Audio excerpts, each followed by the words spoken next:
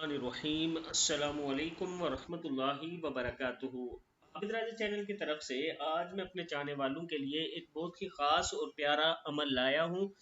जिसने ये कलमात कहे इसे बख्श दिया जाता है। अगर वो दुआ करे तो इसकी दुआ कबूल होती है, और अगर वो उठे वज़ू करे फिर नमाज पढ़े तो इसकी नमाज भी कबूल होती है। यानी ऐसे कलमात हैं, अगर आप ये पढ़ते हैं तो आपकी नमाज भी कबूल होगी और आपकी दुआ भी कबूल होगी।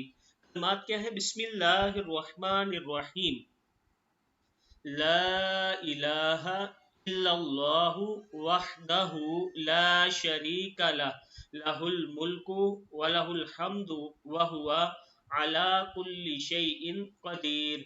सुब्हानल्लाहि वल्हम्दुलिल्लाहि व ला इलाहा इल्लल्लाहु वल्लाहु अकबर वला हौला वला कुव्वता इल्ला बिल्लाहिल अलिय्यिल अज़ीम रब्बि गफ़्फ़िरली।